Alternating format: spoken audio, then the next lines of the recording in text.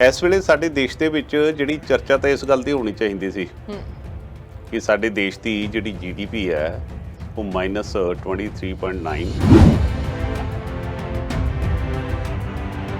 ਗੱਲ ਤਾਂ ਇਹ ਹੋਣੀ ਚਾਹੀਦੀ ਸੀ ਕਿ ਸਾਡੇ ਦੇਸ਼ ਦੇ ਵਿੱਚ ਇਸ ਵੇਲੇ ਚਾਈਨਾ ਜਿਹੜਾ ਲਗਭਗ 900 ਕਿਲੋਮੀਟਰ ਹੈ, ਜਿੱਥੇ ਚਾਈਨਾ ਪਿਛਲੇ ਦਿਨਾਂ ਜਾ ਕੇ ਸਾਨੂੰ ਕੰਟਰੋਲ ਕਰੀ ਬੈਠਾ। ਦੇਸ਼ ਦੇ ਵਿੱਚ ਜਿਹੜੀ ਭੁੱਖਮਰੀ ਤੇ ਗਰੀਬੀਆਂ ਨੂੰ ਨੌਕਰੀ ਨਹੀਂ ਮਿਲ ਰਹੀ, ਉਹ ਚਰਚਾ ਹੋਣੀ ਚਾਹੀਦੀਆਂ ਸੀ। ਇਹਨਾਂ ਸਾਰੀਆਂ ਚੀਜ਼ਾਂ ਨੂੰ ਛੱਡ ਕੇ ਚਰਚਾ ਇਸ ਗੱਲ ਦਾ ਹੋ ਰਿਹਾ ਕਿ ਕੰਗਣਾ ਰਣੌਤ ਦਾ ਇੱਕ ਘਰ ਢਾਤਾ। ਜਿਸ ਤਰੀਕੇ ਦੇ ਨਾਲ ਸਾਡੇ ਟੀਵੀਆਂ ਦੇ ਸੰਗ ਬੈਠੇ ਪਏ ਆ, ਪ੍ਰਾਈਮ ਟਾਈਮ ਉਹਦੇ ਵਿੱਚ ਚੱਲ ਰਹੇ ਆ, ਕਿ ਇਹ ਸਾਰੇ ਦਾ ਸਾਰਾ ਕੁਛ ਹੈ ਜਿਹੜਾ ਮੈਨੂਪਲੇਟ ਹੋ ਕੇ ਚੱਲ ਰਿਹਾ ਕਿ BJP ਉਹ ਚਾਹੁੰਦੀ ਹੈ ਕਿ ਕੋਈ ਨਾ ਕੋਈ ਇਸ ਤਰ੍ਹਾਂ ਦਾ ਬੰਦਾ ਲਿਆਂਦਾ ਜਾਵੇ ਜਿਹੜਾ ਉਹ ਸਿਆਸਤ ਦੇ ਵਿੱਚ ਇੰਪੋਰਟੈਂਟ ਰੋਲ ਨਿਭਾ ਸਕਦਾ ਹੋਵੇ। ਕੰਗਣਾ ਰਣੌਤ ਤੋਂ ਇੱਕ ਮੋਹਰਾ ਹੈ, ਸਿਆਸਤ ਦੀਆਂ ਗੋਟੀਆਂ ਨੇ ਜਿਹੜੀਆਂ ਉਹ ਕਿਸੇ ਹੋਰ ਪਾਸੇ ਹਿਲ ਰਹੀਆਂ ਨੇ। ਇਹ ਜਿਹੜਾ ਸਾਡਾ ਸਤਰ ਜਿਹੜਾ ਮੀਡੀਆ ਦਾ ਡਿੱਗਿਆ ਜੀ, ਇਹ ਲਗਾਤਾਰ ਜਿਹੜਾ ਡਿਟੋਰੇਸ਼ਨ ਸਾਡੀ ਜਿਹੜੀ ਆ ਰਹੀ ਹੈ, ਇਹ ਬੜਾ ਖਤਰਨਾਕ ਹੈ। ਸਿਆਸਤ ਹੋ ਰਹੀ ਹੈ। ਹੁਣ ਉਹ ਰਿਆ ਚੱਕਰਵਰਤੀ ਦੇ ਮਾਮਲੇ 'ਚ ਜਿਹੜਾ ਉਹਨੂੰ ਜੇਲ੍ਹ ਭੇਜਿਆ ਗਿਆ, ਉਹਦੇ ਪਹਿਲਾਂ ਭਰਾ ਨੂੰ ਭੇਜਿਆ ਗਿਆ। ਬਹੁਤ ਸਾਰੇ ਵੱਡੇ ਇਸ਼ੂਆਂ ਨੂੰ ਛੱਡ ਕੇ ਇਹਨਾਂ ਇਸ਼ੂਜ਼ ਤੇ ਕਨਸੈਂਟਰੇਟ ਕੀਤਾ ਜਾ ਰਿਹਾ ਹੈ। ਇਹ ਬਹੁਤ ਜ਼ਿਆਦਾ ਭਿਆਨਕ ਹੈ। ਬੜਾ ਵੱਡਾ ਸਰਕਾਰਾਂ ਦੀਆਂ ਪਾਲਿਸੀਆਂ ਹੁੰਦੀਆਂ ਨੇ ਕਿ ਉਹ ਦੇਸ਼ ਦੀ ਜਨਤਾ ਨੂੰ ਗੁੰਮਰਾਹ ਕਰਨ, ਤੇ ਜਦੋਂ ਗੁੰਮਰਾਹ ਹੋਣ ਵਾਸਤੇ ਮੂਰਖ ਤਿਆਰ ਬੈਠੇ ਹੋਣ, ਉੱਥੇ ਬੜਾ ਸੌਖਾ ਹੋ ਜਾਂਦਾ। ਜਿਹੜਾ ਫੇਲ ਹੋਇਆ ਹੈ ਰਾਜਾ, ਉਹ ਆਪਣੀ ਅਸਫਲਤਾ ਜਿਹੜੀ ਫੇਲੀਅਰ ਹੈ ਉਹਨੂੰ ਇੱਕ ਉਤਸਵ ਦੇ ਰੂਪ 'ਚ ਮਨਾ ਲਿਆ ਕਰਦਾ ਕਿ ਉਹੀ ਕੁਝ ਸਾਡੇ ਨਾਲ। ਜਿਹੜੀ ਦੇਸ਼ ਦੇ ਵਿੱਚ ਤੁਹਾਡਾ ਵਿਰੋਧੀ ਧਿਰ ਮਜ਼ਬੂਤ ਨਹੀਂ ਨਾ ਹੁੰਦੇ, ਉੱਥੇ ਫਿਰ ਸਿਆਸੀ ਧਿਰ ਮਨਮਰਜ਼ੀਆਂ ਕਰਦੀ ਹੈ। ਕਿ ਮੀਡੀਆ ਸਾਡਾ ਜਿਹੜਾ ਚੌਥਾ ਥੰਬ ਹੈ, ਉਹਨੇ ਵਿਰੋਧੀ ਧਿਰ ਦੀ ਆਵਾਜ਼ ਲੈ ਕੇ ਅੱਗੇ ਜਾਣੀ ਹੁੰਦੀ ਆ। ਉਹ ਆਲਰੇਡੀ ਵਿਕ ਕੇ ਜਿਹੜੀ ਸੱਤਾਧਾਰੀ ਧਿਰ ਦੇ ਪੈਰਾਂ 'ਚ ਜਾ ਕੇ ਬੈਠ ਗਿਆ।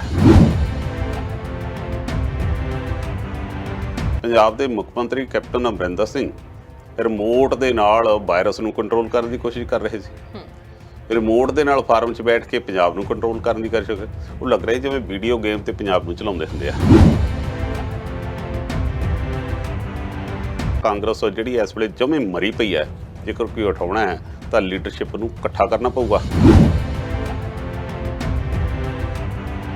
ਕਾਂਗਰਸ ਨੇ ਆਪਣੇ ਪੈਰਾਂ ਤੇ ਕਹਾੜਾ ਮਾਰਨ ਦਾ ਇਤਿਹਾਸ ਲਗਾਤਾਰ ਉਹ ਕਰ ਰਿਹਾ ਹੈ। ਕਈ ਲੀਡਰਸ਼ਿਪ ਸੀਨੀਅਰ ਵੀ ਕਿਨਾਰੇ ਤੇ ਕਰ ਦਿੱਤੀ ਹੈ। ਕਿ ਜਿਹੜੀਆਂ ਬੱਚੀਆਂ ਖੁੱਚੀਆਂ ਕੋ ਸਟੇਟਾਂ ਨੇ ਉਹਨਾਂ ਨੂੰ ਬਚਾਉਣਾ ਹੈ ਤਾਂ ਕਾਂਗਰਸ ਨੂੰ ਸੰਜੀਦਗੀ ਦੇ ਨਾਲ ਕੰਮ ਲੈਣਾ ਪਊਗਾ। ਇਕੱਲਾ ਟਵੀਟ ਤੇ ਨਹੀਂ ਪਾਰਟੀਆਂ ਚੱਲਦੀਆਂ।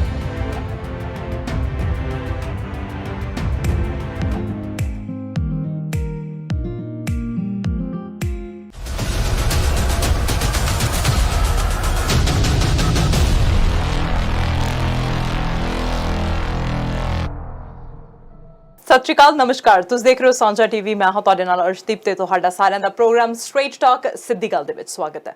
ਤੁਹਾਨੂੰ ਪਤਾ ਹੈ ਕਿ ਇਸ ਪ੍ਰੋਗਰਾਮ ਦੇ ਵਿੱਚ ਬਹੁਤ ਸਾਰੇ ਸਿਆਸੀ ਮੁੱਦਿਆਂ ਦੇ ਬਾਰੇ ਚਰਚਾ ਹੁੰਦੀ ਹੈ ਤੇ ਅੱਜ ਵੀ ਬਹੁਤ ਸਾਰੀਆਂ ਅਜਿਹੀਆਂ ਖਬਰਾਂ ਨੇ ਜਿਨ੍ਹਾਂ ਦੇ ਬਾਰੇ ਚਰਚਾ ਹੋਵੇਗੀ, ਜਿਨ੍ਹਾਂ ਦੇ ਵਿੱਚੋਂ ਖਾਸ ਤੌਰ ਤੇ ਬਾਲੀਵੁੱਡ ਦੇ ਵਿੱਚ ਹੰਗਾਮਾ ਮਚਿਆ ਹੋਇਆ ਆ।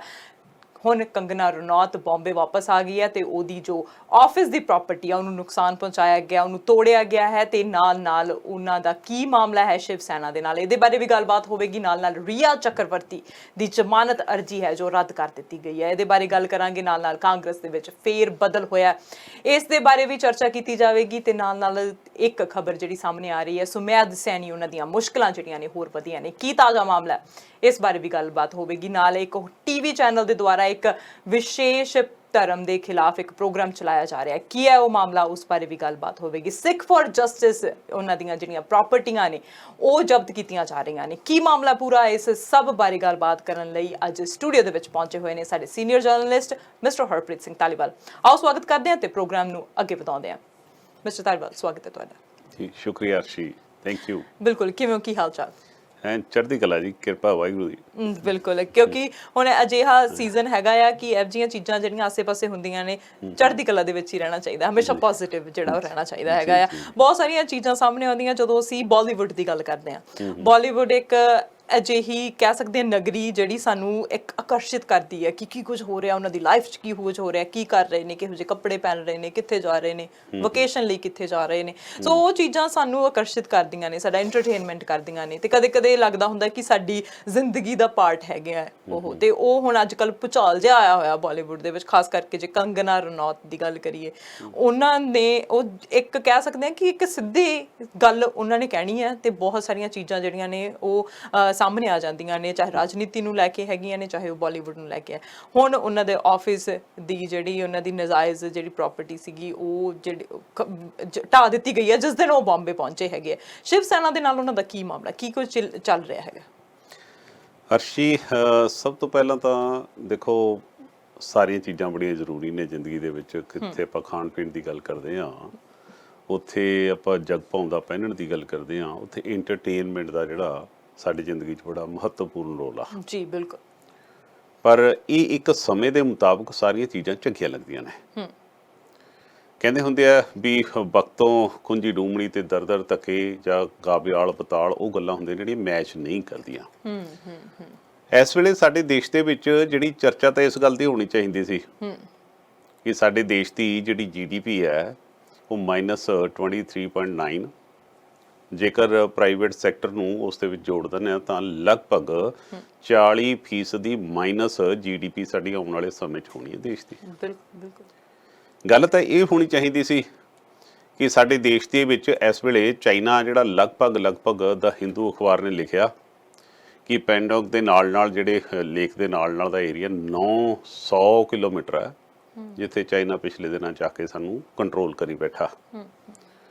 ਗੱਲਾਂ ਤਾਂ ਇਸ ਤੋਂ ਇਲਾਵਾ ਇਹ ਵੀ ਹੋਣੀਆਂ ਚਾਹੀਦੀਆਂ ਸੀ ਕਿ ਦੇਸ਼ ਦੇ ਵਿੱਚ ਜਿਹੜੀ ਭੁੱਖਮਰੀ ਤੇ ਗਰੀਬੀਆਂ ਨੂੰ ਨੌਕਰੀ ਨਹੀਂ ਮਿਲ ਰਹੀ, ਉਹ ਚਰਚਾਵਾਂ ਹੋਣੀ ਚਾਹੀਦੀਆਂ ਸੀ। ਪਰ ਹੋ ਕੀ ਰਿਹਾ, ਸਾਡੇ ਦੇਸ਼ ਦੇ ਵਿੱਚ ਇਹਨਾਂ ਸਾਰੀਆਂ ਚੀਜ਼ਾਂ ਨੂੰ ਛੱਡ ਕੇ ਚਰਚਾ ਇਸ ਗੱਲ ਦਾ ਹੋ ਰਿਹਾ ਕਿ ਕੰਗਨਾ ਰਣੌਤ ਦਾ ਇੱਕ ਘਰ ਢਾਤਾ, ਘਰ ਦਾ ਵੀ ਇੱਕ ਛੱਜਾ ਢਾਇਆ, ਤੇ ਸਾਰਾ ਦੇਸ਼ ਭੱਬਾਂ ਭਾਰ ਹੋਇਆ, ਬੁਰਾ ਹਾਲ ਹੋਇਆ ਪਿਆ। ਹੁਣ ਇਹ ਸਾਰੀ ਚੀਜ਼ ਦੇ ਵਿੱਚ ਕਿਤੇ ਨਾ ਕਿਤੇ ਦੇਖ ਕੇ ਲੱਗਦਾ ਕਿ ਮਤਲਬ ਕਹਿਣਾ ਧੀ ਨੂੰ ਤੇ ਸੁਣਾਉਣਾ ਨੂੰਹ ਨੂੰ।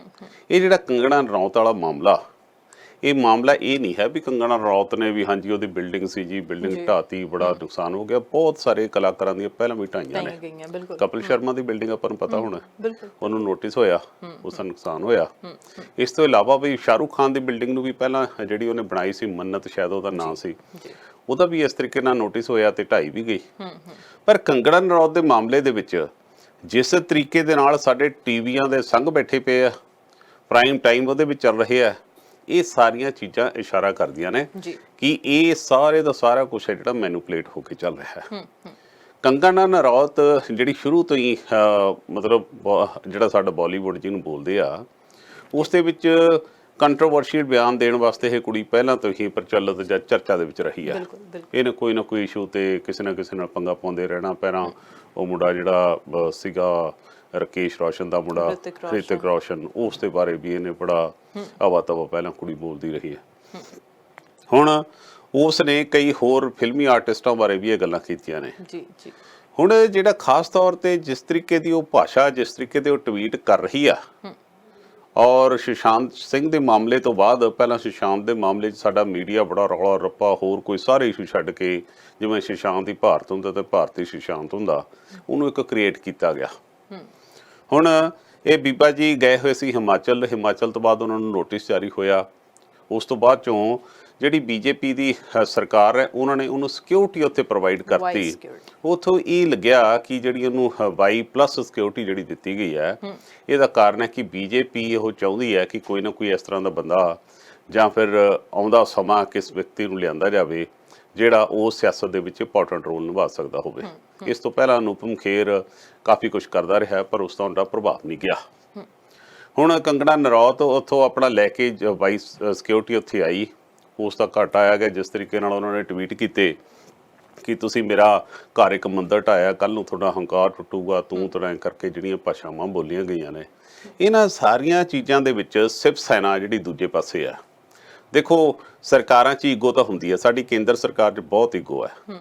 ਕੋਈ ਵੀ ਅਫਸਰ, ਕੋਈ ਵੀ ਕੋਈ ਸੰਸਥਾ, ਕੋਈ ਵੀ ਪੱਤਰਕਾਰ ਜਦੋਂ ਵੀ ਕੋਈ ਸਰਕਾਰ ਦੇ ਖਿਲਾਫ ਗੱਲ ਕਰਦਾ ਤਾਂ ਉਹਨਾਂ ਦੇ ਖਿਲਾਫ ਉਹ ਕਾਰਵਾਈਆਂ ਕਰਦੇ ਨੇ। ਨਾਲੇ ਜਿਹੜੀ ਸ਼ਿਵ ਸੈਨਾ ਦਾ ਰਿਕਾਰਡ ਹੀ ਇਹ ਰਿਹਾ, ਸ਼ਿਵ ਸੈਨਾ ਤਾਂ ਬਾਲਾ ਸਾਹਿਬ ਠਾਕਰੇ ਨੇ ਬਣਾਈ ਹੋਈ ਇਸ ਕਰਕੇ ਸੀ ਕਿ ਉਹਨਾਂ ਨੇ ਹਮੇਸ਼ਾ ਹੀ ਖੁਰਦੁਮ ਪਾਉਣਾ ਹੁੰਦਾ ਸੀ।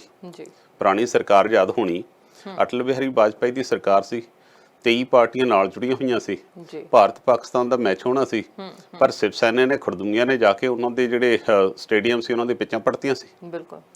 ਔਰ ਉਸ ਤੋਂ ਇਲਾਵਾ ਫਿਰ ਇਹਨਾਂ ਦਾ ਜਿਹੜਾ ਰਾਜ ਠਾਕਰੇ ਇਹਨਾਂ ਦਾ ਭਤੀਜਾ ਹੁੰਦਾ ਸੀ, ਹੁਣ ਛੱਡ ਕੇ ਉਹਨੇ ਮਾਨਸ ਸੈਨਾ ਜਿਹੜੀ ਆਪਣੀ ਬਣਾਈ ਹੈ, ਉਹ ਕੀ ਕੁਛ ਕਰਦੇ ਰਹੇ ਉੱਤਰੀ ਭਾਰਤੀਆਂ ਦੇ ਖਿਲਾਫ, ਆਹੀ ਕੁਛ ਕੁੱਟਮਾਰ ਉਹਨਾਂ ਨੂੰ ਕਰਕੇ ਭਜਾਉਂਦੇ ਰਹੇ ਆ। ਹੁਣ ਉਹ ਸ਼ਿਵ ਸੈਨਾ ਜਿਹੜੀ ਹੁਣ 3 ਪਾਰਟੀਆਂ ਦੇ ਨਾਲ ਲੜ ਕੇ, ਇੱਕ ਤਾਂ ਸ਼ਰਦ ਯਾਦਵ ਦੀ ਪਾਰਟੀ ਹੈ ਔਰ ਕਾਂਗਰਸ ਹੈ, ਤੀਸਰੀ ਉਹ ਰਾਜ ਕਰ ਰਹੀਆਂ ਨੇ। ਔਰ ਦੇਸ਼ ਦੇ ਵਿੱਚ ਇਸ ਵੇਲੇ ਇੱਕ ਹਵਾ ਜਿਹੜੀ ਇੱਕ ਪਾਸੇ ਹਿੰਦੂ ਭਾਈਚਾਰੇ ਨੂੰ ਰੱਖਣਾ, ਦੂਜੇ ਪਾਸੇ ਘੱਟ ਗਿਣਤੀਆਂ ਨੂੰ ਰੱਖਣਾ, ਉਹ ਸਾਰੀਆਂ ਚੀਜ਼ਾਂ ਅਰਸ਼ ਜੀ ਇਸ਼ਾਰਾ ਕਰ ਰਹੀਆਂ ਨੇ ਕਿ ਕੰਗਣਾ ਰਣੌਤ ਤੋਂ ਇੱਕ ਮਤਲਬ ਇੱਕ ਮੋਹਰਾ ਹੈ, ਸਿਆਸਤ ਦੀਆਂ ਗੋਟੀਆਂ ਨੇ ਜਿਹੜੀਆਂ ਉਹ ਕਿਸੇ ਹੋਰ ਪਾਸੇ ਹਿੱਲ ਰਹੀਆਂ ਨੇ।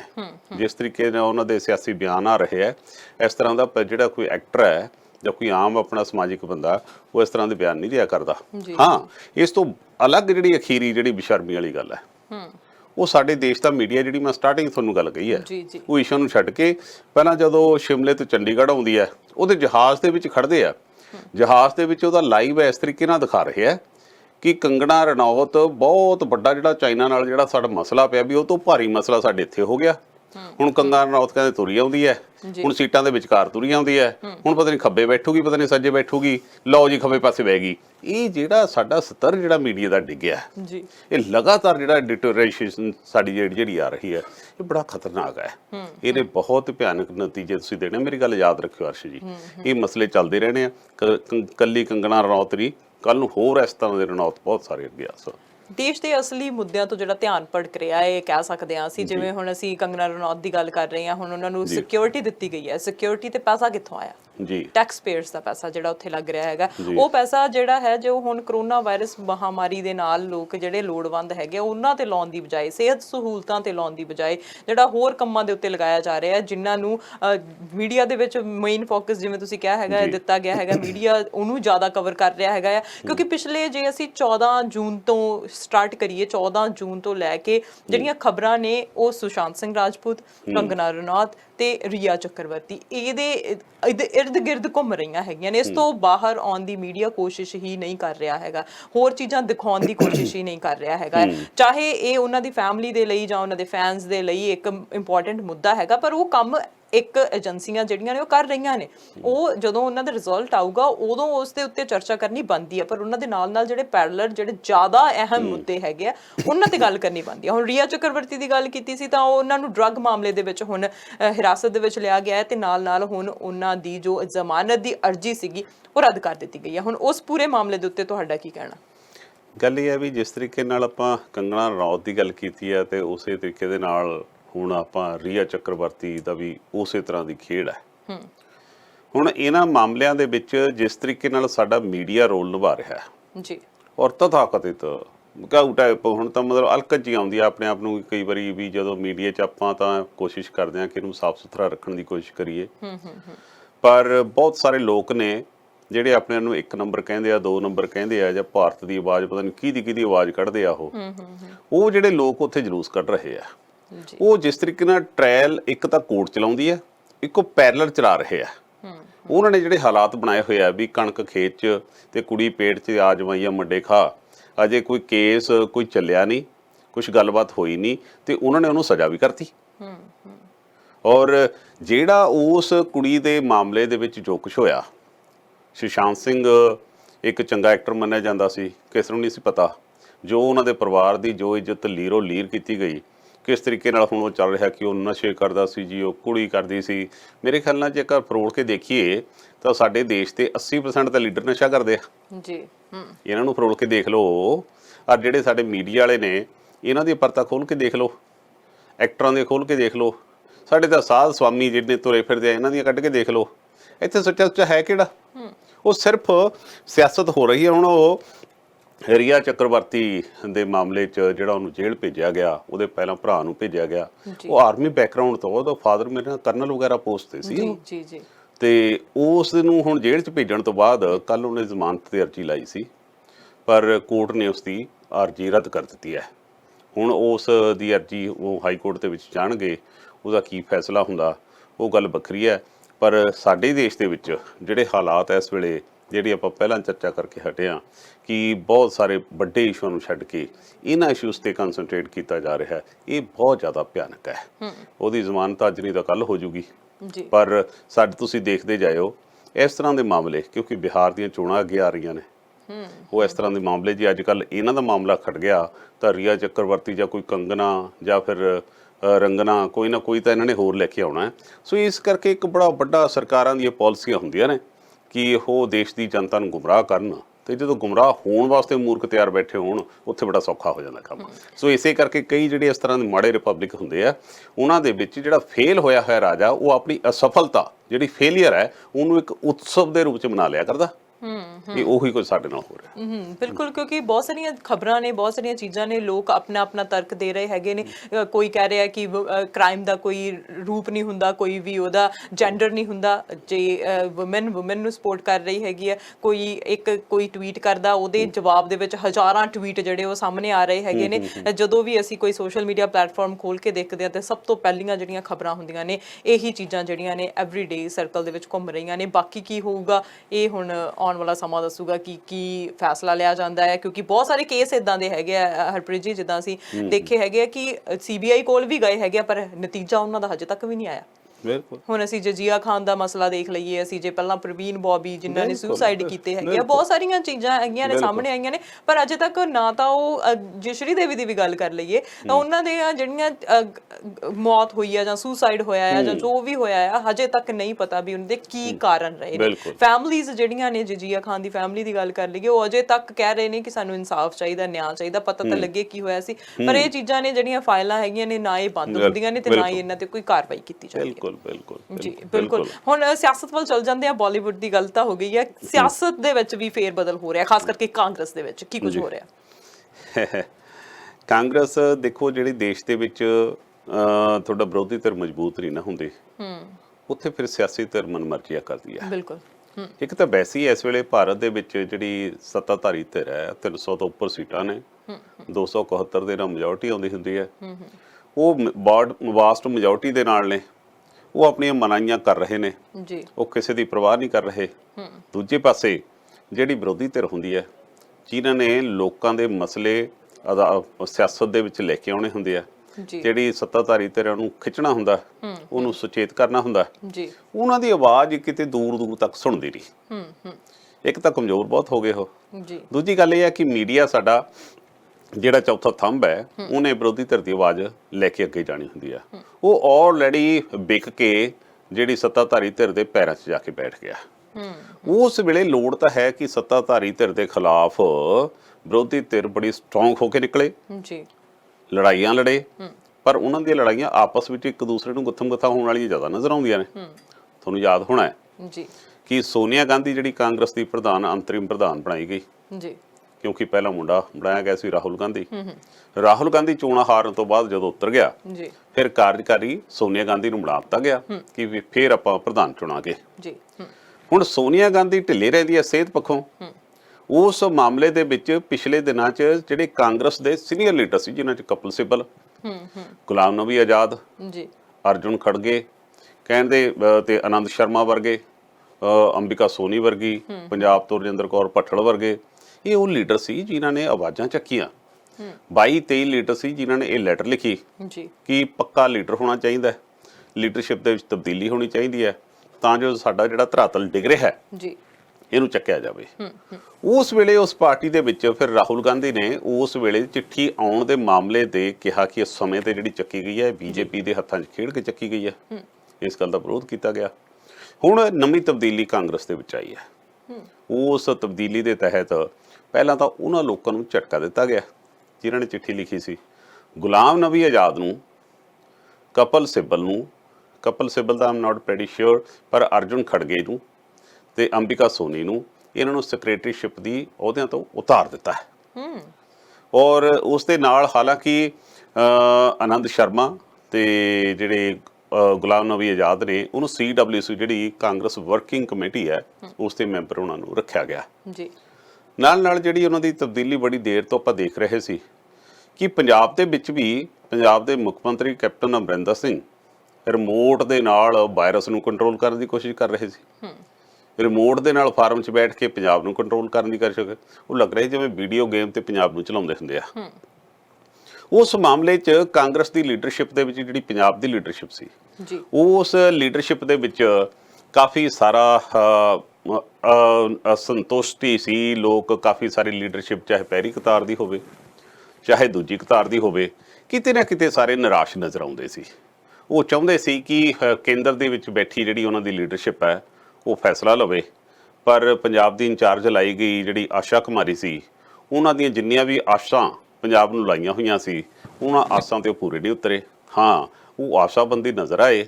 ਕੈਪਟਨ ਅਮਰਿੰਦਰ ਜਿਹੜੇ ਪੰਜਾਬ ਦੇ ਮੁੱਖ ਮੰਤਰੀ ਸੀ ਉਹਨਾਂ ਨਾਲ ਉਹਨਾਂ ਦੀ ਇਕੁਏਸ਼ਨ ਬੜੀ ਚੰਗੀ ਰਹੀ, ਜਿਸ ਕਰਕੇ ਅਰਸ਼ ਜੀ ਇਹ ਵੀ ਹੋਇਆ ਕਿ ਜਿਹੜੀ ਪੰਜਾਬ ਦੀ ਸੀਨੀਅਰ ਲੀਡਰਸ਼ਿਪ ਸੀ, ਜਿਨ੍ਹਾਂ 'ਚ ਪ੍ਰਤਾਪ ਸਿੰਘ ਬਾਜਵਾ ਜੀ, ਸ਼ਮਸ਼ੇਰ ਸਿੰਘ ਦੁੱਲੋਂ, ਖਾਸ ਤੌਰ ਤੇ ਜੇਕਰ ਮੈਂ ਗੱਲ ਕਰਾਂ ਨਵਜੋਤ ਸਿੰਘ ਸਿੱਧੂ, ਜੀ ਜੀ, ਉਹਨਾਂ ਮਾਮਲਿਆਂ 'ਚ ਆਸ਼ਾ ਕੁਮਾਰੀ ਇੱਕ ਕੋਆਰਡੀਨੇਸ਼ਨ ਦਾ ਰੋਲ ਨਿਭਾਉਣ ਦੀ ਬਜਾਏ, ਇੱਕ ਇੰਚਾਰਜ ਦਾ ਰੋਲ ਨਿਭਾਉਣ ਦੀ ਬਜਾਏ ਉਹਨਾਂ ਦੇ ਖਿਲਾਫ ਖੜੀ ਨਜ਼ਰ ਆਈ, ਜੋ ਕਿ ਪਾਰਟੀ ਵਾਸਤੇ ਬਹੁਤ ਘਾਤਕ ਸਿੱਧ ਹੋਈ। ਹੁਣ ਉਹਨਾਂ ਦੀ ਜਗ੍ਹਾ ਤੇ ਹਰੀਸ਼ ਰਾਵਤ ਜਿਹੜੇ ਉੱਤਰਾਖੰਡ ਦੇ ਸਾਬਕਾ ਮੁੱਖ ਮੰਤਰੀ ਨੇ, ਉਹਨਾਂ ਨੂੰ ਪੰਜਾਬ ਮਾਮਲਿਆਂ ਦਾ ਇੰਚਾਰਜ ਲਾਇਆ ਗਿਆ ਜੀ। ਔਰ ਗਾਂਧੀ ਪਰਿਵਾਰ ਦੇ ਉਹ ਬੜੇ ਖਾਸ ਮੰਨੇ ਜਾਂਦੇ ਆ। ਕੈਪਟਨ ਅਮਰਿੰਦਰ ਹੋਣੀ ਆਸ਼ਾ ਕੁਮਾਰੀ ਜੀ ਉਹਨਾਂ ਨੂੰ ਤਾਂ ਹੁਣ ਕਾਫੀ ਪਿਲਾ ਕੇ ਤੋਰ ਦਿੰਦੇ ਸੀ। ਹੁਣ ਹਰੀਸ਼ ਰਾਵਤ ਉਹਨਾਂ ਦੇ ਜਿਹੜਾ ਖਿੱਤੇ 'ਚੋਂ ਜਿੱਥੋਂ ਆਏ ਨੇ ਉੱਥੇ ਹੁਣ ਕਾਫੀ ਮਸ਼ਹੂਰ ਹੈ ਜਾਂ ਨਹੀਂ ਹੈ, ਇਹ ਬਾਅਦ ਦੀ ਗੱਲ ਹੈ। ਹੁਣ ਉਸ ਮਾਮਲੇ 'ਚ ਇਹ ਵੀ ਦੇਖਿਆ ਜਾ ਰਿਹਾ ਹੈ ਕਿ ਚੋਣਾਂ 2022 ਦੀਆਂ ਨੇੜੇ ਆਉਂਦੀਆਂ ਜਾਂਦੀਆਂ ਨੇ, ਤੇ ਜੇਕਰ ਪੰਜਾਬ 'ਚ ਥੋੜਾ ਬਹੁਤਾ ਕਾਂਗਰਸ ਜਿਹੜੀ ਇਸ ਵੇਲੇ ਜਮੇ ਮਰੀ ਪਈ ਹੈ, ਜੇਕਰ ਕੋਈ ਉਠਾਉਣਾ ਹੈ ਤਾਂ ਲੀਡਰਸ਼ਿਪ ਨੂੰ ਇਕੱਠਾ ਕਰਨਾ ਪਊਗਾ। ਉਹਦੇ ਵਿੱਚੋਂ ਖਾਸ ਤੌਰ ਤੇ ਜਿਹੜੇ 3 ਲੀਡਰਾਂ ਦਾ ਮੈਂ ਤੁਹਾਡੇ ਨਾਲ ਜ਼ਿਕਰ ਕੀਤਾ, ਉਹਨਾਂ ਮਾਮਲੇ 'ਚ ਹਰੀਸ਼ ਰਾਵਤ ਜੀ ਕਿਸ ਤਰ੍ਹਾਂ ਦਾ ਰੋਲ ਨਿਭਾਉਂਦੇ ਆ, ਇਹ ਵੀ ਦੇਖਣ ਵਾਲੀ ਗੱਲ ਹੋਊਗੀ। ਉਹ ਸਾਰੀਆਂ ਚੀਜ਼ਾਂ ਤੋਂ ਬਾਅਦ 'ਚ ਹੀ ਮਹੀਨੇ 2 ਮਹੀਨੇ 'ਚ ਪਤਾ ਲੱਗ ਜੂਗਾ। ਕਹਿੰਦੇ ਵੀ ਹੋਣਹਾਰ ਪਾਤ ਕੇ ਚਿਕਨੇ ਬਾਸ ਕਹਿੰਦੇ ਹੁੰਦੇ ਆ ਵੀ ਕਹੇ ਜਾ ਉਹ ਨਿਕਲਦਾ, ਜਾਂ ਫਿਰ ਪਿੰਡ ਦਾ ਗਹਾਰਿਆਂ ਤੋਂ ਪਤਾ ਲੱਗ ਜਾਂਦਾ। 2 ਮਹੀਨਿਆਂ 'ਚ ਪਤਾ ਲੱਗ ਜਾਂਦਾ ਹੁੰਦਾ ਵੀ ਇਹ ਆਉਣ 'ਚ ਕੁਝ ਕਰਨਗੇ ਜਾਂ ਨਹੀਂ ਕੁਝ ਕਰਨਗੇ। ਫਿਲਹਾਲ ਕਾਂਗਰਸ ਨੇ ਆਪਣੇ ਪੈਰਾਂ ਤੇ ਕਹਾੜਾ ਮਾਰਨ ਦਾ ਇਤਿਹਾਸ ਲਗਾਤਾਰ ਉਹ ਕਰ ਰਿਹਾ। ਕਈ ਲੀਡਰਸ਼ਿਪ ਸੀਨੀਅਰ ਵੀ ਕਿਨਾਰੇ ਤੇ ਕਰ ਦਿੱਤੀ ਹੈ। ਹੁਣ ਹਰੀਸ਼ ਰਾਵਤ ਕੀ ਕਰਦੇ ਦੇਖਾਂਗੇ। ਕਹਿੰਦੇ ਹੁੰਦੇ first impression is the last impression. ਹੁਣ ਜਿਹੜਾ ਪਹਿਲਾ ਇੰਪ੍ਰੈਸ਼ਨ ਉਹ ਲਾਸਟ ਰਹਿੰਦਾ ਕਿ ਨਹੀਂ ਰਹਿੰਦਾ, ਇਹ ਵੀ ਦੇਖਣ ਵਾਲੀ ਗੱਲ ਹੁੰਦੀ ਹੈ। ਤੇ ਕਈ ਵਾਰ ਜਿਹੜਾ ਹੈ ਪਹਿਲਾ ਇੰਪ੍ਰੈਸ਼ਨ ਹੋਰ ਹੁੰਦਾ ਤੇ ਲਾਸਟ ਤੇ ਜਾ ਕੇ ਗੱਲ ਕੁਝ ਹੋਰ ਹੀ ਬਣ ਜਾਂਦੀ ਹੈ। ਬਿਲਕੁਲ ਬਿਲਕੁਲ ਉਹੀ ਹੈ ਨਾ, ਕਿਉਂਕਿ ਦੇਖੋ ਲੀਡਰਸ਼ਿਪ ਥੋੜੀ ਲਗਾਤਾਰ ਕਮਜ਼ੋਰ ਹੋਈ। ਤੁਸੀਂ ਇਸ ਗੱਲ ਨੂੰ ਤਾਂ ਸਮਝਣ ਦੀ ਕੋਸ਼ਿਸ਼ ਹੀ ਨਹੀਂ ਕਰ ਰਹੇ। ਤੁਸੀਂ ਸਗੋਂ ਜਿਹੜੀ ਸੀਨੀਅਰ ਲੀਡਰਸ਼ਿਪ ਤੁਹਾਡੇ ਕੋਲ ਖੜੀ ਹੈ, ਜਿਹੜੀ ਪਿਛਲੀਆਂ ਸਰਕਾਰਾਂ ਚਲਾਉਂਦੀ ਰਹੀ ਹੈ, ਉਹਨਾਂ ਨੂੰ ਤੁਸੀਂ ਉਤਾਰ ਕੇ ਸਗੋਂ ਹੋਰ ਨੂੰ ਉਰਾ ਰਹੇ ਹੋ। ਉਹ ਕਹਾਣਾ ਵੀ ਉਹ ਵੀ ਜਿਹੜੇ ਰੋਗ ਨਾਲ ਬੱਕਰੀ ਮਰ ਗਈ ਉਹੀ ਰੋਗ ਵਗਾਹਾਂ ਪਠੋਰੇ ਨੂੰ, ਫਿਰ ਤੁਸੀਂ ਉਸ ਤਰ੍ਹਾਂ ਦੇ ਚੁਣ ਕੇ ਲਾ ਦੋਗੇ, ਫਿਰ ਤੁਹਾਡਾ ਭਵਿੱਖ ਹੀ ਨਿਕਲੂਗਾ। ਅੱਗੇ ਜਾ ਕੇ ਕੋਈ ਤੁਹਾਡਾ ਭਵਿੱਖ ਨਹੀਂ ਹੋਣਾ। ਸੋ ਇਸ ਕਰਕੇ ਇਹਨਾਂ ਨੂੰ ਸੰਜੀਦਗੀ ਦੇ ਨਾਲ ਜੇਕਰ ਇਹ ਚਾਹੁੰਦੇ ਆ ਕਿ ਜਿਹੜੀਆਂ ਬੱਚੀਆਂ ਖੁੱਚੀਆਂ ਕੋ ਸਟੇਟਾਂ ਨੇ ਉਹਨਾਂ ਨੂੰ ਬਚਾਉਣਾ, ਤਾਂ ਕਾਂਗਰਸ ਨੂੰ ਸੰਜੀਦਗੀ ਦੇ ਨਾਲ ਕੰਮ ਲੈਣਾ ਪਊਗਾ। ਕੱਲਾ ਟਵੀਟ ਤੇ ਨਹੀਂ ਪਾਰਟੀਆਂ ਚੱਲਦੀਆਂ। ਜੀ ਬਿਲਕੁਲ, ਬਹੁਤ ਵਧੀਆ ਜਿਹੜੀ ਡਿਸਕਸ਼ਨ ਹੋ ਰਹੀ ਹੈ, ਪਰ ਫਿਲਹਾਲ ਆਪਾਂ ਨੂੰ ਬ੍ਰੇਕ ਲੈਣੀ ਪੈਣੀ ਹੈ ਤੇ ਬ੍ਰੇਕ ਤੋਂ ਬਾਅਦ ਵਾਪਸ ਆਉਂਦੇ ਆ। ਸਟ੍ਰੇਟ ਟਾਕ ਸਿੱਧੀ ਗੱਲ ਪ੍ਰੋਗਰਾਮ ਦੇ ਵਿੱਚ ਗੱਲਬਾਤ ਹੋ ਰਹੀ ਹੈ ਬਹੁਤ ਸਾਰੇ ਮੁੱਦਿਆਂ ਦੇ ਬਾਰੇ, ਬਹੁਤ ਸਾਰੀਆਂ ਹੋਰ ਵੀ ਖਬਰਾਂ ਨੇ ਜੋ ਤੁਹਾਡੇ ਨਾਲ ਸਾਂਝੀਆਂ ਕਰਨੀਆਂ ਨੇ, ਪਰ ਰੁਕਦੇ ਆ ਕਮਰਸ਼ੀਅਲ ਬ੍ਰੇਕ ਦੇ ਲਈ।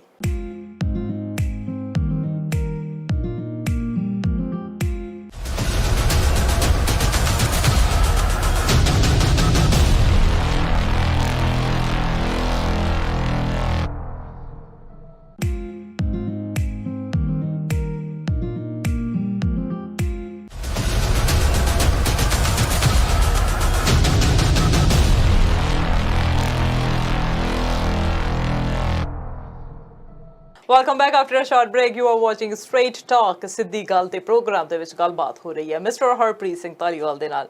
ਸੋ ਮਿਸਟਰ ਧਾਲੀਵਾਲ, ਅਸੀਂ ਕਾਂਗਰਸ ਦੇ ਬਾਰੇ ਗੱਲ ਕੀਤੀ ਹੈਗੀ ਹੈ, ਪੰਜਾਬ ਦੇ ਬਾਰੇ ਗੱਲ ਕਰ ਲੈਂਦੇ ਹਾਂ। ਪੰਜਾਬ ਦੇ ਸਾਬਕਾ ਡੀਜੀਪੀ ਸੁਮੇਧ ਸੈਣੀ, ਹਰ ਕੋਈ ਲੱਭ ਰਿਹਾ ਉਹਨਾਂ ਨੂੰ, ਪੋਸਟਰ ਤੱਕ ਲੱਗ ਗਏ ਉਹਨਾਂ ਦੇ ਗੁੰਮਸ਼ੁਦਾ ਦੀ ਤਲਾਸ਼। ਹੁਣ ਉਹਨਾਂ ਦੀਆਂ ਮੁਸ਼ਕਲਾਂ ਜਿਹੜੀਆਂ ਨੇ ਦਿਨੋਂ ਦਿਨ ਵੱਧ ਰਹੀਆਂ ਨੇ, ਤਾਜ਼ਾ ਸਥਿਤੀ ਕੀ ਹੈ?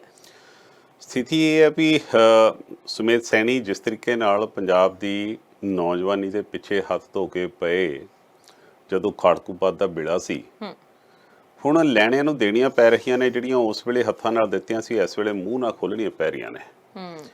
ਸੁਮੇਧ ਸਿੰਘ ਸੈਣੀ ਜਦੋਂ ਪਾਵਰ ਦੇ ਵਿੱਚ ਸੀ, ਕਿਸੇ ਨੂੰ ਰੱਬ ਨੂੰ ਟੱਪ ਦੱਸਦੇ ਸੀ, ਕਾਨੂੰਨ ਦਾ ਉਹਨਾਂ ਨੂੰ ਫਿਕਰ ਕੋਈ ਨਹੀਂ ਸੀ, ਕਿਉਂਕਿ ਕਾਨੂੰਨ ਦੇ ਘਾੜੇ ਤੇ ਕਾਨੂੰਨ ਦੇ ਮਾਲਕ ਆਪ ਸੀ। ਉਹ ਸਾਰੀਆਂ ਚੀਜ਼ਾਂ ਉਹਨਾਂ ਦੀ ਰਿਟਾਇਰਮੈਂਟ ਤੋਂ ਬਾਅਦ ਹੁਣ ਉਹਨਾਂ ਦੇ ਅੱਗੇ ਆ ਕੇ ਖੜ ਗਈਆਂ ਨੇ। ਬੜੀ ਦੇਰ ਸੀ ਜਦੋਂ ਉਹ ਇਹਨਾਂ ਚੀਜ਼ਾਂ ਨੂੰ ਟਾਲਦੇ ਰਹੇ। ਹੁਣ ਜਿੱਥੇ ਤਾਂ ਇੱਕ ਪਾਸੇ ਤਾਂ ਚੱਲਦਾ ਬਲਵੰਤ ਸਿੰਘ ਮੁਲਤਾਨੀ ਦਾ ਕੇਸ 1991 ਵਾਲਾ, ਜਿਹੜੇ IAS ਅਫਸਰ ਦਾ ਮੁੰਡਾ ਸੀ ਜਿਹਨੂੰ ਚੰਡੀਗੜ੍ਹ ਤੋਂ ਚੱਕਿਆ ਗਿਆ, ਉਸ ਮਾਮਲੇ 'ਚ ਉਸ ਨੂੰ ਲਾਪਤਾ ਕਰਨ ਤੋਂ ਬਾਅਦ ਪਤਾ ਹੀ ਨਹੀਂ ਲੱਗਣਾ ਕਿੱਥੇ ਹੋਣਾ। ਹੁਣ ਉਸ ਮਾਮਲੇ 'ਚ ਉਹਨਾਂ ਦੇ ਨਾਲ ਦੇ ਜਿਹੜੇ ਸਬੋਰਡੀਨੇਟ ਸੀ ਉਹਨਾਂ ਦਾ ਅਪਰੂਵਰ ਬਣ ਜਾਣਾ, ਇੱਕ ਤਾਂ ਮੁਸੀਬਤ ਉਹ ਖੜੀ ਹੋ ਗਈ। ਉਸ ਮਾਮਲੇ 'ਚ ਉਹਨਾਂ ਦੀ ਛਾਪੇਮਾਰੀ ਹੋ ਰਹੀ ਹੈ, 302 ਦਾ ਮੁਕੱਦਮਾ ਦਰਜ ਹੋ ਗਿਆ। ਦੂਜੇ ਪਾਸੇ ਕਹਿੰਦੇ ਟਰੈਵਲ ਨੈਵਰ ਕਮ ਅਲੋਨ, ਸੋ ਮੁਸੀਬਤ ਕਦੇ ਇੱਕ ਵਾਰ ਨਹੀਂ ਆਉਂਦੀ, ਇਕੱਠੀ ਹੋ ਜਾਂਦੀ ਹੁੰਦੀ ਹੈ। ਹੁਣ ਉਹ ਪੁਰਾਣੇ ਮਾਮਲੇ ਜਿਹੜੇ ਇਸੇ ਤਰ੍ਹਾਂ ਦੇ ਦਬੇ ਹੋਏ ਸੀ। ਇੱਕ ਹੋਰ ਮਾਮਲਾ ਸੀ, ਉਹ ਸੀ ਲੁਧਿਆਣੇ ਦਾ। ਲੁਧਿਆਣੇ ਦੇ ਵਿੱਚ ਸੈਣੀ ਮੋਟਰ ਸੀ। ਸੈਣੀ ਮੋਟਰ ਵਾਲੇ ਇਹਨਾਂ ਦੇ ਕਿਤੇ ਅੱਗੇ ਰਿਸ਼ਤੇਦਾਰ ਸੀ, ਉਹਨਾਂ ਦੇ ਨਾਲ ਇਹਨਾਂ ਦੀ ਖਿੱਚੋਤਾਣੀ ਪਰਿਵਾਰਿਕ ਤੌਰ ਤੇ ਚੱਲਦੀ ਸੀ। ਫਿਰ ਅਰਸ਼ ਜੀ ਉਹਦੇ ਵਿੱਚ ਗੱਲ ਸਮਝ ਆਈ ਕਿ ਜਿਹੜਾ ਸੈਣੀ ਮੋਟਰ ਦਾ ਮਾਲਕ ਸੀ ਵਿਨੋਦ ਕੁਮਾਰ ਸੀ, ਇੱਕ ਉਹਨਾਂ ਦਾ ਜੀਜਾ ਸੀ ਅਸ਼ੋਕ ਕੁਮਾਰ, ਇੱਕ ਉਹਨਾਂ ਦਾ ਡਰਾਈਵਰ ਸੀ ਮੁਖਤਿਆਰ ਸਿੰਘ। ਅਸ਼ੋਕ ਕੁਮਾਰ ਤੇ driver Mukhtiar Singh high court 'ਚ ਗਏ ਸੀ ਸੈਣੀ ਸਾਹਿਬ ਦੇ ਖਿਲਾਫ। ਉਹਨਾਂ ਨੂੰ ਤਾਂ ਹਾਈ ਕੋਰਟ ਦੀ ਉੱਥੋਂ ਜਿਹੜੀ ਉੱਥੇ ਨੇੜੇ ਤੇੜੇ ਚੱਕ ਲਿਆ ਗਿਆ, ਤੇ ਜਿਹੜਾ ਵਿਨੋਦ ਕੁਮਾਰ ਸੀ ਜਿਹਦੀ ਉੱਥੇ ਸੈਣੀ ਮੋਟਰ ਸੀ, ਉਹਨੂੰ ਲੁਧਿਆਣੇ ਤੋਂ ਚੱਕ ਲਿਆ ਗਿਆ। ਉਸ ਤੋਂ ਬਾਅਦ 'ਚ ਉਹਨਾਂ ਦਾ ਪਤਾ ਨਹੀਂ ਲੱਗਿਆ। ਇਹ ਇੱਕ ਸਾਡੇ ਪੰਜਾਬ ਦੇ ਮਾੜੇ ਹਾਲਾਤਾਂ ਦੀ ਬੜੀ ਜਿਉਂਦੀ ਜਾਗਦੀ ਤਸਵੀਰ ਹੈ, ਜਿਸ ਗੱਲ ਨੂੰ ਜਸਵੰਤ ਸਿੰਘ ਖਾਲੜਾ ਉਹਨੇ ਵੀ ਜ਼ਿਕਰ ਕਰਦੇ ਰਹੇ ਕਿ ਇੰਨੀਆਂ ਲਾਸ਼ਾਂ ਹੁੰਦੀਆਂ ਰਹੀਆਂ ਨੇ। ਉਹਨਾਂ ਦਾ ਉੱਥੋਂ ਚਲੇ ਜਾਣਾ, ਮੁੜ ਕੇ ਪਤਾ ਨਹੀਂ ਲੱਗਣਾ, ਸੈਣੀ ਸਾਹਿਬ ਦਾ ਸਟਰੋਂਗ ਹੋਣਾ, ਪਰਿਵਾਰ ਦਾ ਕਮਜ਼ੋਰ ਰਹਿ ਜਾਣਾ, ਉਹ ਸਾਰੀਆਂ ਚੀਜ਼ਾਂ ਦਬਦੀਆਂ ਰਹੀਆਂ। ਫਿਰ ਆਖਰ ਸੰਨ 2004 ਦੇ ਵਿੱਚ ਉਹ ਜਿਹੜਾ ਮੁਕੱਦਮਾ ਦਰਜ ਹੋਇਆ ਸੀ, ਉਸ ਮੁਕੱਦਮੇ ਦੇ ਮਾਮਲੇ ਦੇ ਵਿੱਚ ਉਹਨਾਂ ਦੀ ਮਾਤਾ ਜੀ ਨੇ ਇਸ ਕੇਸ ਨੂੰ ਵੀ ਪੰਜਾਬ 'ਚ ਸਾਨੂੰ ਇਨਸਾਫ ਮਿਲਣਾ ਨਹੀਂ, ਇਹਨੂੰ ਦਿੱਲੀ ਤਬਦੀਲ ਕਰ ਦਿੱਤਾ ਜਾਵੇ। ਉਹ ਕੇਸ ਦਿੱਲੀ ਦੇ ਵਿੱਚ ਵੀ 19 ਸਾਲਾਂ ਤੋਂ ਹੀ ਚੱਲਦਾ ਆ ਰਿਹਾ। ਉਹ ਲੜਾਈ ਲੜਦਿਆਂ ਉਹ ਵਿਨੋਦ ਕੁਮਾਰ ਦੀ ਮਾਂ ਵੀ ਮੇਰੇ ਖਿਆਲ ਨਾਲ 24 ਦਸੰਬਰ 2017 ਨੂੰ ਚੜ੍ਹਾਈ ਕਰ ਗਈ। ਹੁਣ ਉਹ ਸਾਰੀਆਂ ਚੀਜ਼ਾਂ ਦੇ ਵਿੱਚ ਵੀ ਉਸ ਦੇ ਜਿਹੜੇ ਹੁਣ ਸਾਰਾ ਕੇਸ ਦੇਖ ਰਹੇ ਨੇ, ਉਹਨਾਂ ਨੇ ਜਿਹੜੀ ਨਿੱਜੀ ਪੇਸ਼ੀ ਤੋਂ ਜਿਹੜੀ ਛੋਟ ਸੈਣੀ ਸਾਹਿਬ ਉਹਨਾਂ ਨੂੰ ਮਿਲੀ ਹੋਈ ਸੀ, ਉਸ ਮਾਮਲੇ 'ਚ ਉਹਨਾਂ ਨੇ ਪਟੀਸ਼ਨ ਪਾਈ ਕਿ ਇਹ ਵੀ ਰੱਦ ਕੀਤੀ ਜਾਵੇ। ਹੁਣ ਇਸ ਗੱਲ ਦੇ ਵਿੱਚ ਦੂਜੇ ਪਾਸੇ ਜਦੋਂ ਮਾਨਯੋਗ ਹਾਈ ਕੋਰਟ ਨੇ ਇੱਥੋਂ ਉਹਨਾਂ ਦੀ ਜ਼ਮਾਨਤ ਅਰਜ਼ੀ ਰੱਦ ਕਰ ਦਿੱਤੀ,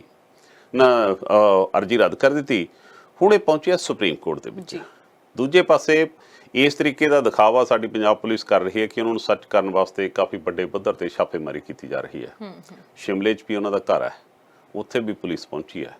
ਹੁਸ਼ਿਆਰਪੁਰ 'ਚ ਉਹਨਾਂ ਦਾ ਇੱਧਰਲੀ ਸਾਈਡ ਕਿਤੇ ਦੁਆਬੇ ਦੇ ਵਿੱਚ ਜੱਦੀ ਪਿੰਡ ਹੈ, ਉੱਥੇ ਵੀ ਪੁਲਿਸ ਪਹੁੰਚੀ ਹੈ। ਚੰਡੀਗੜ੍ਹ ਦੇ ਵਿੱਚ ਵੀ ਉਹਨਾਂ ਦੇ ਘਰ ਦਾ ਸਰਚ ਕੀਤਾ ਗਿਆ। ਉਹਨਾਂ ਦੀ ਜਿਹੜੀ ਘਰ ਵਾਲੀ ਹੈ, ਉਹਨਾਂ ਤੋਂ ਵੀ ਪੁਲਿਸ ਨੇ ਪੁੱਛਗਿੱਛ ਕੀਤੀ ਹੈ। ਉਹਨਾਂ ਦੀ ਬੇਟੀ ਹੈ, ਉਹਨਾਂ ਤੋਂ ਵੀ ਪੁੱਛਗਿੱਛ ਕੀਤੀ ਹੈ। ਹੁਣ ਇਸ ਮਾਮਲੇ ਦੇ ਵਿੱਚ ਜਦੋਂ ਉਹ ਸੁਪਰੀਮ ਕੋਰਟ ਹੁਣ ਪਹੁੰਚਿਆ, ਸੁਪਰੀਮ ਕੋਰਟ ਦੇ ਵਿੱਚ ਪਹੁੰਚ ਕੇ ਉਹਨਾਂ ਨੇ ਆਪਣੀ ਜ਼ਮਾਨਤ ਵਾਸਤੇ ਅਰਜ਼ੀ ਲਾਈ ਹੈ। ਪਰ ਕਹਿੰਦੇ ਹੁੰਦੇ, ਜਿਵੇਂ ਮੈਂ ਪਹਿਲਾਂ ਕਿਹਾ, ਮੁਸੀਬਤ ਇਕੱਠੀਆਂ ਆ ਜਾਂਦੀਆਂ ਨੇ। ਉਸ ਮਾਮਲੇ 'ਚ ਉਸ ਅਦਾਲਤ ਨੇ ਇਸ ਕਰਕੇ ਅਰਜ਼ੀ ਨੂੰ ਪੈਂਡਿੰਗ ਤੇ ਡਿਫਾਲਟਰ 'ਚ ਰੱਖ ਦਿੱਤਾ ਹੈ ਕਿ ਇਹਦੇ 'ਚ ਜਿਹੜੀ ਐਪਲੀਕੇਸ਼ਨ ਲਾਈ ਗਈ ਹੈ, ਇਹਦੇ 'ਚ ਬਹੁਤ ਸਾਰੇ ਡਿਫਾਲਟ ਨੇ, ਇਹ ਠੀਕ ਕਰਨ ਵਾਲੇ ਨੇ। ਇਹਨਾਂ ਨੂੰ ਤਾਂ ਲੱਗਦਾ ਸੀ ਵੀ ਅੱਜ ਜ਼ਮਾਨਤ ਹੋਊਗੀ, ਸੁਣਵਾਈ ਹੋਊਗੀ, ਕੋਈ ਨਾ ਕੋਈ ਫੈਸਲਾ ਆ ਜਾਊਗਾ। ਹੁਣ ਉਹ ਵੀ ਜਾ ਕੇ ਸੋਮਵਾਰ ਤੇ ਪੈ ਗਈ ਹੈ। ਹੁਣ ਇਹਨਾਂ ਦਿਨਾਂ ਦੇ ਵਿੱਚ ਸੈਣੀ ਸਾਹਿਬ ਨੂੰ ਉਨੀ ਦੇਰ ਉਹਨਾਂ ਦੀ ਭਾਲ, ਹੋ ਸਕਦਾ ਕੋਈ ਪੁਲਿਸ ਨਾਲ ਟਕਰਾਅ ਜਾਂ ਮੇਲ ਮਿਲਾਪ ਕੀ ਹੁੰਦਾ ਹੈ, ਇਹ ਵੀ ਹੋ ਸਕਦਾ ਪੋਸੀਬਲ।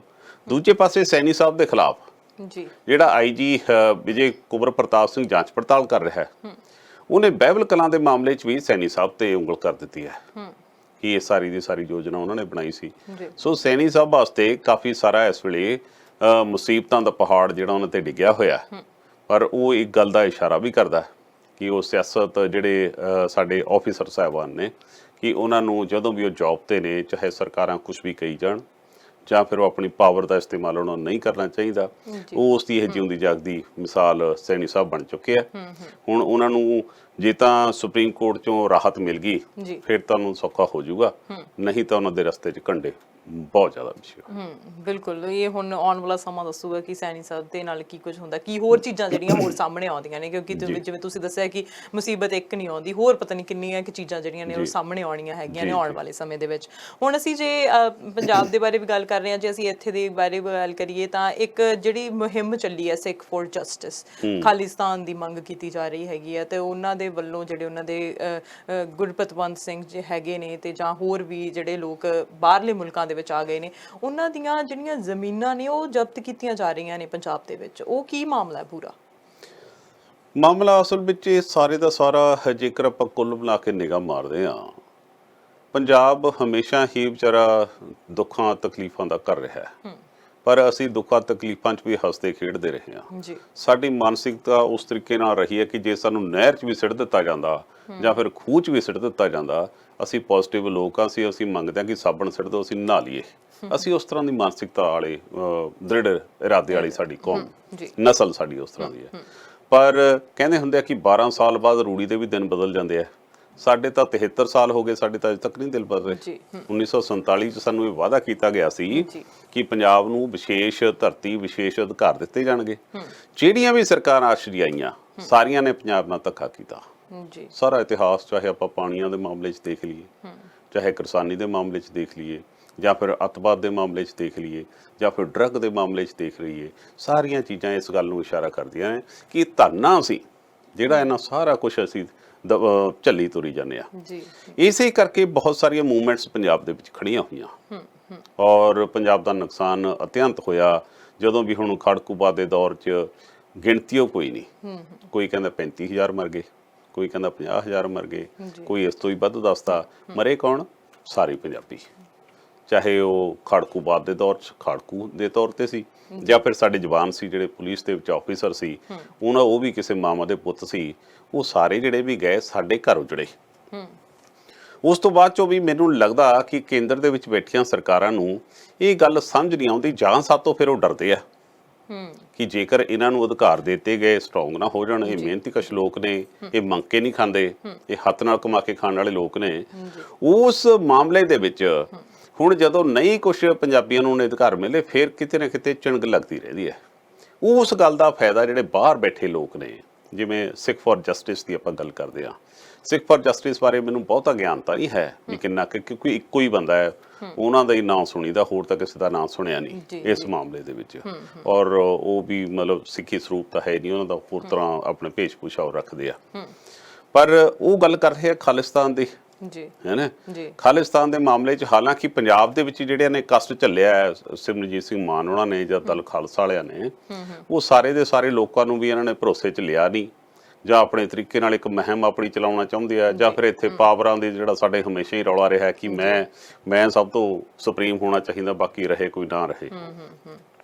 ਹੁਣ ਉਸ ਮਾਮਲੇ 'ਚ ਕੇਂਦਰ ਸਰਕਾਰ ਨੇ ਤੇ ਪੰਜਾਬ ਸਰਕਾਰ ਨੇ ਸਖਤ ਰੁਖ ਉਹਨਾਂ ਦੇ ਖਿਲਾਫ ਅਪਣਾਇਆ।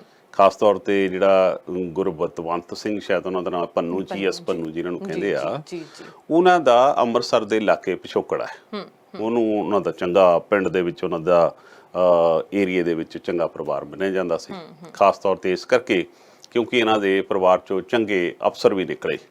ਖਾਸ ਤੌਰ ਤੇ ਜੀ ਐਸ ਪੰਨੂ ਦਾ ਫਾਦਰ ਮਹਿੰਦਰ ਸਿੰਘ, ਉਹਨਾਂ ਦੇ ਭਰਾ ਦਾ ਬੇਟਾ ਦਲਜੀਤ ਸਿੰਘ ਪੰਨੂ, ਜਿਹੜਾ ਕਿ IFS ਵੀ ਰਿਹਾ ਸਾਡੇ, ਤੇ ਉਸ IFS ਸਰਵਿਸ ਦੇ ਵਿੱਚ ਰਹਿੰਦੇ ਆ।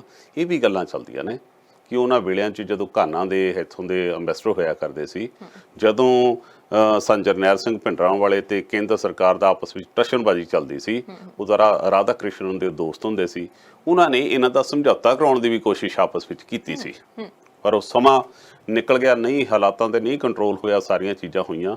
ਉਹਨਾਂ ਦੀ ਤਾਂ ਭਾਵੇਂ 2007 ਚ ਮੌਤ ਹੋ ਚੁੱਕੀ ਹੈ।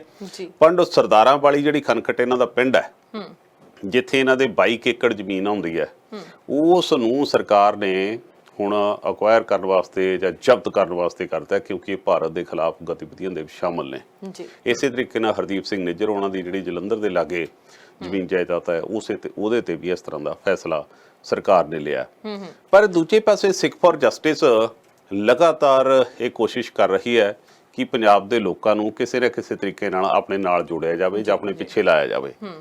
ਉਸ ਤਹਿਤ ਕਦੇ ਉਹ ਪੰਜਾਬ ਬੰਦ ਦੀ ਗੱਲ ਕਰਦੇ ਆ, ਕਦੇ ਰੈਫਰੈਂਡਮ 2020 ਦੀ ਗੱਲ ਕਰਦੇ ਆ, ਫਿਰ ਹੁਣ ਉਹਨਾਂ ਨੇ ਲੇਟੈਸਟ ਇਹ ਕਿਹਾ ਕਿ ਅਸੀਂ 3,500 ਪਰ ਕਿਸਾਨ ਨੂੰ ਅਸੀਂ ਪੈਸੇ ਦੇਵਾਂਗੇ ਤਾਂ ਜੋ ਆਪਣੇ ਕਰਜ਼ੇ ਚੱਕ ਲੈਣ। ਉਹਨੂੰ ਲੱਗਦਾ ਕਿ ਹਰ ਬੰਦਾ ਸ਼ਹਿਮਾਤ ਦੀ ਖੇਡ ਇੱਥੇ ਖੇਡਣ ਦੀ ਕੋਸ਼ਿਸ਼ ਕਰ ਰਿਹਾ ਹੈ। ਸੋ ਉਸ ਕਰਕੇ ਉਹ ਆਪਣੇ ਤਰੀਕੇ ਨਾਲ ਲੱਗੇ ਤਾਂ ਹੋਏ ਨੇ, ਪਰ ਉਹਨਾਂ ਦਾ ਮੋਟਿਵ ਕੀ ਹੈ, ਉਹਨਾਂ ਦਾ ਏਜੰਡਾ ਕੀ ਹੈ, ਉਹ ਅਜੇ ਤੱਕ ਕੋਈ ਕਲੀਅਰ ਨਹੀਂ ਹੈ। ਪਰ ਇਹ ਸਾਰੀਆਂ ਚੀਜ਼ਾਂ ਦੀ ਚਰਚਾ ਜ਼ਰੂਰ ਚੱਲ ਰਹੀ ਹੈ, ਜਿਹੜੀ ਚਰਚਾ ਆਪਾਂ ਵੀ ਕਰ ਲਈ ਹੈ। ਬਿਲਕੁਲ ਚਰਚਾ ਬਹੁਤ ਹੈਗੀ ਹੈ, ਕਿਉਂਕਿ ਖਾਲਿਸਤਾਨ ਦਾ ਅਜੇ ਇਹ ਵੀ ਨਹੀਂ ਪਤਾ ਕਿ ਕਿੱਥੇ ਖਾਲਿਸਤਾਨ ਬਣਨਾ ਹੈ, ਕੀ ਨੀਤੀਆਂ ਹੋਣਗੀਆਂ, ਕਿਸ ਤਰ੍ਹਾਂ ਦਾ ਹੋਵੇਗਾ, ਕਿਸ ਤਰ੍ਹਾਂ ਦੀਆਂ ਉਹਦੀਆਂ ਨੀਤੀਆਂ ਚੱਲਣਗੀਆਂ, ਜਿਹੜੀਆਂ ਨੀਤੀਆਂ ਹੁਣ ਚੱਲ ਰਹੀਆਂ ਉਹਦੇ ਤੋਂ ਕਿੰਨੀਆਂ ਕੁ ਵੱਖਰੀਆਂ ਹੋਣਗੀਆਂ, ਕੀ ਹੋਵੇਗਾ ਉਹਦੇ ਵਿੱਚ। ਸੋ ਬਹੁਤ ਸਾਰੀਆਂ ਚੀਜ਼ਾਂ ਨੇ, ਬਹੁਤ ਸਾਰੇ ਸਵਾਲ ਨੇ ਜਿਹੜੇ ਜਿਨ੍ਹਾਂ ਦੇ ਜਵਾਬ ਜਿਹੜੇ ਨੇ ਉਹ ਲੋਕ ਮੰਗ ਰਹੇ ਨੇ ਕਿ ਕੀ ਕੁਝ ਹੋਵੇਗਾ। ਕਿਉਂਕਿ ਰੈਫਰੈਂਡਮ, ਤੁਸੀਂ ਜਿੱਦਾਂ ਗੱਲ ਕੀਤੀ ਹੈ ਕਿ ਰੈਫਰੈਂਡਮ ਦਾ ਨਾਮ ਹੋ ਰਿਹਾ, ਬਹੁਤ ਸਾਰੇ ਮੁਲਕਾਂ ਨੇ ਰਿਜੈਕਟ ਵੀ ਕੀਤਾ ਕਿ ਸਾਡੇ ਮੁਲਕਾਂ ਦੇ ਵਿੱਚ ਨਹੀਂ ਹੋਊਗਾ। ਭਾਰਤ ਨੇ ਤਾਂ ਆਲਰੇਡੀ ਕੀਤਾ ਹੋਇਆ ਹੈ, ਤੇ ਉਹਦੇ ਨਾਲ ਨਾਲ ਅਸੀਂ ਜੇ ਕੈਨੇਡਾ ਦੀ ਗੱਲ ਕਰ ਲਈਏ, ਇੰਗਲੈਂਡ ਦੀ ਗੱਲ ਕਰ ਲਈਏ, ਬਹੁਤ ਸਾਰੇ ਲੋਕਾਂ ਨੇ, ਦੇਸ਼ਾਂ ਨੇ ਜਿਹੜਾ ਹੈ ਉਹਦੇ ਖਿਲਾਫ ਜਿਹੜੀ ਗੱਲਬਾਤ ਕੀਤੀ ਹੈ। ਕੀ ਹੋਣਾ ਅੱਗੇ ਉਹ ਤਾਂ ਫਿਰ ਸਮਾਂ ਹੀ ਦੱਸਦਾ ਹੁੰਦਾ ਆਲਵੇਜ਼। ਤੇ ਨਾਲ ਨਾਲ ਹੁਣ ਜੇ ਅਸੀਂ ਕਿਸੇ ਚੈਨਲ ਦੀ ਗੱਲ ਕਰੀਏ, ਕਿਸੇ ਚੈਨਲ ਨੇ ਇੱਕ ਪਰਟੀਕੂਲਰ ਧਰਮ ਦੇ ਖਿਲਾਫ ਕੋਈ ਪ੍ਰੋਗਰਾਮ ਸ਼ੁਰੂ ਕੀਤਾ ਹੈਗਾ, ਕੀ ਪੂਰਾ ਮੁੱਦਾ ਹੈ? ਹਰਸ਼ ਜੀ, ਭਾਰਤ ਦੇ ਵਿੱਚ ਇਸ ਵੇਲੇ ਜਿਹੜੇ ਅੱਗ ਲਾਊ ਜੰਤਰ ਨੇ ਉਹ ਪੂਰੇ ਸਿਖਰਾਂ ਤੇ ਨੇ ਜੀ, ਔਰ ਇਸ ਕਰਕੇ ਚਿੰਤਾ ਦਾ ਬੜਾ ਵਿਸ਼ਾ ਹੈ। ਜਦੋਂ ਆਪਾਂ ਚਿੰਤਨ ਕਰਦੇ ਹਾਂ ਆਪਣੇ ਦੇਸ਼ ਦੇ ਪ੍ਰਤੀ, ਜਿਹਨੂੰ ਅਸੀਂ ਮੋਹ ਮੁਹੱਬਤ ਰੱਖਦੇ ਹਾਂ, ਉਸ ਮਾਮਲੇ 'ਚ ਜਦੋਂ ਉੱਥੇ ਖੇਰੂ ਹੁੰਦਾ, ਜਦੋਂ ਖੂਨ ਡੁੱਲਦਾ, ਇੱਕ ਦੂਸਰੇ ਦੇ ਦੁਸ਼ਮਣ ਬਣਦੇ ਦੇਖਦੇ ਆ, ਤਾਂ ਲੱਗਦਾ ਹੈ ਕਿ ਉੱਥੇ ਤਾਂ ਭਵਿੱਖ ਹੀ ਹੋਊਗਾ। ਖਾਸ ਤੌਰ ਤੇ ਸਾਡੇ ਵਾਲਾ ਜਿਹੜਾ ਸੂਬਾ ਹੈ ਪੰਜਾਬ, ਤਾਂ ਇਸੇ ਕਰਕੇ ਕਿਉਂਕਿ ਇਹਨਾਂ ਨੂੰ ਆਪਣਾ ਭਵਿੱਖ ਉੱਥੇ ਦਿਖ ਨਹੀਂ ਰਿਹਾ। ਵੱਡੀ ਗਿਣਤੀ ਦੇ ਵਿੱਚ ਚਾਹੇ ਨੌਜਵਾਨ ਤਬਕਾ ਹੈ, ਚਾਹੇ ਬਿਊਰੋਕ੍ਰੇਸੀ ਦੇ ਬੱਚੇ ਨੇ, ਚਾਹੇ ਰਾਜਨੀਤਿਕ ਲੋਕਾਂ ਦੇ ਬੱਚੇ ਨੇ, ਜਾਂ ਫਿਰ ਸਰਦਾ ਪੁੱਜਦਾ ਜਿਹਦੇ ਕੋਲ ਵਿਚਾਰੇ ਕੋਲ ਕਰਜ਼ਾ ਚੱਕ ਕੇ, ਕਿਸੇ ਨੂੰ ਜਾਨਵਰ ਵੇਚ ਕੇ, ਕੋਈ ਟਰੈਕਟਰ ਗਹਿਣੇ ਰੱਖ ਕੇ, ਉਹ ਵੀ ਆਪਣੇ ਬੱਚਿਆਂ ਨੂੰ ਬਾਹਰ ਭੇਜਣਾ ਚਾਹੁੰਦੇ ਆ। ਬਿਲਕੁਲ। ਉਹ ਕਹਿੰਦੇ ਆ ਕਿ ਇੱਥੋਂ ਕਿਸੇ ਨਾ ਕਿਸੇ ਤਰੀਕੇ ਨਾਲ ਨਿਕਲ ਜਾਈਏ। ਉਹ ਇਸੇ ਕਰਕੇ ਹੈ ਕਿਉਂਕਿ ਜਿਹੜੀ ਮਾਂ ਹੈ, ਜਿਹੜੀ ਨੂੰ ਆਪਾਂ ਧਰਤੀ ਮਾਂ ਕਹਿੰਦੇ ਆ, ਜਦੋਂ ਬਗਾਨੀ ਹੋ ਜੇ, ਜਦੋਂ ਤੁਹਾਨੂੰ ਮਤਰਿਆਂ ਵਾਲਾ ਸਲੂਕ ਲੱਗ ਜੇ ਕਰਨ, ਤਾਂ ਹੀ ਬੰਦਾ ਦੁਖੀ ਹੋ ਕੇ ਆਪਣੀ ਮਾਂ ਤੋਂ ਦੂਰ ਹੁੰਦਾ ਨਹੀਂ ਕਦੇ ਐਗਜ਼ਾਮਪਲ ਨਹੀਂ ਹੈ ਮਾਂ ਤੋਂ ਵੱਡੀ। ਸੋ ਉਸ ਧਰਤੀ ਨੂੰ ਜਿਹੜਾ ਛੱਡ ਕੇ ਆਉਣਾ, ਇਸ ਵੇਲੇ ਜਿਹੜੀਆਂ ਉੱਥੇ ਤੰਤਰ ਜਿਹੜੇ ਇਕੱਠੇ ਹੋਏ ਨੇ, ਜਿਹੜੇ ਉੱਥੇ ਅੱਗ ਲਾਉਣ ਦੀ ਕੋਸ਼ਿਸ਼ ਕਰ ਰਹੇ ਨੇ। ਇੱਕ ਪਾਸੇ ਤਾਂ ਦੇਸ਼ ਦੀ GDP ਦੀ ਆਪਾਂ ਗੱਲ ਕਰਦੇ ਹਾਂ ਕਿ ਧਵਸਤ ਹੋ ਗਈ, GDP ਨੇ ਸਾਡਾ ਜਲੂਸ ਕੱਢਤਾ, ਸਾਨੂੰ ਰੋਟੀ ਕਿਵੇਂ ਮਿਲੂ ਉਹਦਾ ਨਹੀਂ ਪਤਾ।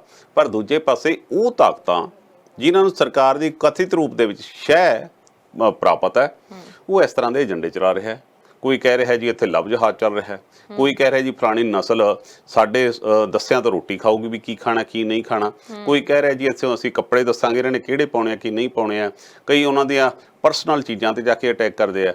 ਹੁਣ ਇਹ ਨਵੀਂ ਗੱਲ ਸਾਹਮਣੇ ਆਈ ਹੈ, ਇਹ ਸਾਹਮਣੇ ਆਈ ਹੈ ਕਿ ਉੱਥੇ ਦਾ ਇੱਕ ਸੁਦਰਸ਼ਨ TV ਹੈ, ਇਹ ਬਾਜਾਤ TV ਨੇ, ਜਿਨ੍ਹਾਂ ਨੂੰ ਮੈਂ ਸਿੱਧੇ ਰੂਪ ਚ ਕਹਾਂ ਇਹ ਕਲੰਕ ਨੇ ਪੱਤਰਕਾਰ ਦੇ ਨਾਂ ਤੇ।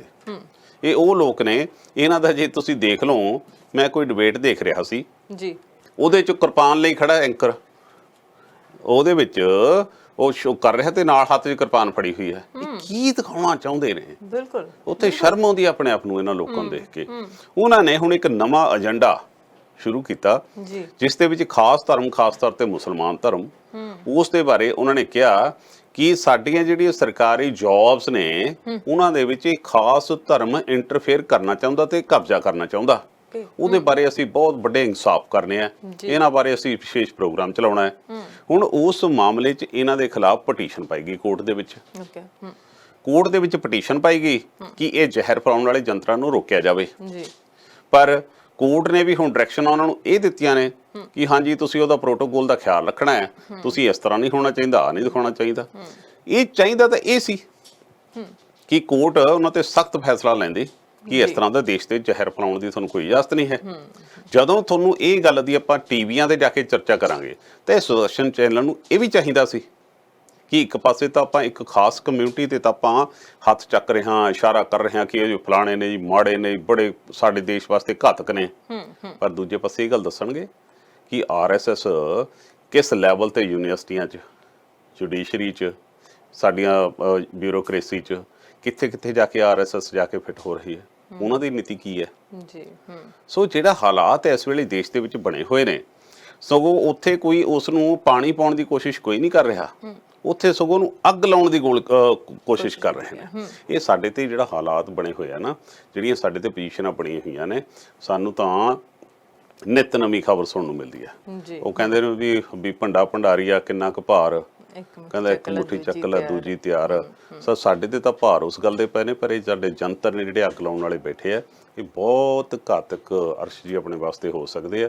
ਸੋ ਆਪਣਾ ਹਮੇਸ਼ਾ ਫਿਰ ਵੀ ਸਾਡੀ ਇੱਕ ਕੋਸ਼ਿਸ਼ ਹੁੰਦੀ ਆ ਪੱਤਰਕਾਰਤਾ ਦੇ ਤੌਰ ਤੇ ਵੀ ਜਿੱਥੇ ਜੁੜਦੇ ਆ ਕਿ ਇਹਨਾਂ ਲੋਕਾਂ ਨੂੰ ਇਗਨੋਰ ਕਰੋ। ਇਹਨਾਂ ਨੂੰ ਇਗਨੋਰ ਕਰਨਾ ਹੀ ਇਹਨਾਂ ਦੇ ਮੂੰਹ ਤੇ ਚਪੇੜ ਹੈ।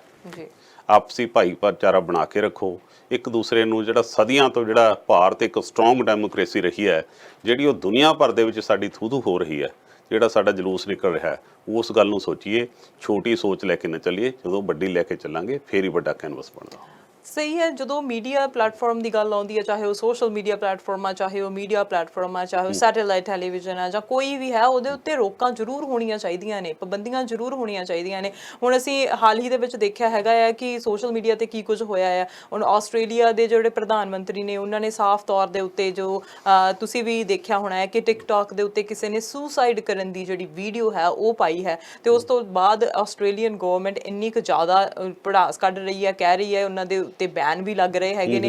ਹੁਣ ਜੇ ਟਿਕਟੌਕ ਦੀ ਗੱਲ ਕਰੀਏ, ਉਹਨੂੰ ਸਿੱਧੀ ਚੇਤਾਵਨੀ ਵੀ ਦਿੱਤੀ ਗਈ ਹੈਗੀ ਹੈ ਕਿ ਤੁਸੀਂ ਆਪਣੇ ਜੋ ਪਲੇਟਫਾਰਮ ਹੈਗੇ ਉਹਨਾਂ ਦਾ ਕੀ ਨੌਜਵਾਨਾਂ ਦੇ ਉੱਤੇ, ਖਾਸ ਕਰਕੇ ਬੱਚਿਆਂ ਦੇ ਉੱਤੇ ਕਿਸ ਤਰ੍ਹਾਂ ਦਾ ਪ੍ਰਭਾਵ ਹੋਵੇਗਾ। ਕਿਉਂਕਿ ਜਦੋਂ ਤੁਹਾਨੂੰ ਯਾਦ ਹੋਣਾ ਕਿ ਨਿਊਜ਼ੀਲੈਂਡ ਦੇ ਵਿੱਚ ਜਦੋਂ ਲਾਈਵ ਹੋ ਕੇ ਇੱਕ ਗਨਮੈਨ ਨੇ, ਇੱਕ ਆਤੰਕਵਾਦੀ ਹੀ ਕਹਿ ਸਕਦੇ ਹਾਂ ਅਸੀਂ, ਕਿ ਉਹਨਾਂ ਨੇ ਦੋ ਮਸਜਿਦਾਂ ਦੇ ਉੱਤੇ ਜੋ ਗੋਲੀਬਾਰੀ ਕੀਤੀ ਸੀ, ਇੰਨੇ ਲੋਕ ਉਹਦੇ ਵਿੱਚ ਮਰ ਗਏ ਸੀਗੇ। ਉਸ ਨੂੰ ਹੁਣ ਉਮਰ ਕੈਦ ਦੀ ਜਿਹੜੀ ਸਜ਼ਾ ਜਿਹੜੀ ਸੁਣਾਈ ਗਈ ਹੈ, ਤੇ ਉਹ ਬਰੀ ਵੀ ਨਹੀਂ ਹੋ ਸਕਦਾ ਹੈਗਾ ਆ। ਹੁਣ ਹਾਲ ਹੀ ਦੇ ਵਿੱਚ ਉਹਦਾ ਫੈਸਲਾ ਜਿਹੜਾ ਉਹ ਸੁਣਾਇਆ ਗਿਆ ਹੈਗਾ। ਲਾਈਵ ਸਟ੍ਰੀਮਿੰਗ ਉਸ ਦੀ ਕੀਤੀ ਗਈ ਸੀ। ਉਸ ਤੋਂ ਬਾਅਦ ਤੋਂ ਜਿਹੜੇ ਸੋਸ਼ਲ ਮੀਡੀਆ ਦੇ ਉੱਤੇ ਜੋ ਬੈਨ ਲਾਉਣੇ ਜਾਂ ਉਹਨਾਂ ਉੱਤੇ ਰਿਸਟ੍ਰਿਕਟ ਕਰਨਾ ਜਿਹੜਾ ਉਹ ਸ਼ੁਰੂ ਕਰ ਦਿੱਤਾ ਗਿਆ ਸੀ। ਤੇ ਹੁਣ ਅਜਿਹੀਆਂ ਚੀਜ਼ਾਂ, ਹੁਣ ਕਿਉਂਕਿ ਉਹਦੇ ਉੱਥੇ ਉਹਨਾਂ ਪਲੇਟਫਾਰਮਸ ਦੇ ਉੱਤੇ ਬੋਲਣ ਦੀ ਆਜ਼ਾਦੀ ਹੈ, ਪਰ ਹੁਣ ਜੇ ਅਸੀਂ ਮੀਡੀਆ ਪਲੇਟਫਾਰਮ ਦੀ ਗੱਲ ਕਰੀਏ ਤਾਂ ਇਹਦੇ ਵਿੱਚ ਅਸੀਂ ਕਿਸੇ ਸੰਸਥਾ ਦੇ ਨਾਲ ਜੁੜੇ ਹੁੰਦੇ ਹਾਂ, ਕਿਸੇ ਪਲੇਟਫਾਰਮ ਦੇ ਨਾਲ ਜੁੜੇ ਹੁੰਦੇ ਹਾਂ, ਉਹਨਾਂ ਦੀਆਂ ਆਪਣੀਆਂ ਇੱਕ ਗਾਈਡਲਾਈਨਸ ਹੁੰਦੀਆਂ ਨੇ, ਜਿਹੜੇ ਇੱਕ ਸੱਚੀ, ਜਿਵੇਂ ਤੁਸੀਂ ਕਿਹਾ ਕਿ ਸੱਚੀ ਪੱਤਰਕਾਰਤਾ ਹੈਗੀ। ਪੱਤਰਕਾਰਤਾ ਉਹ ਹੁੰਦੀ ਹੈ ਕਿ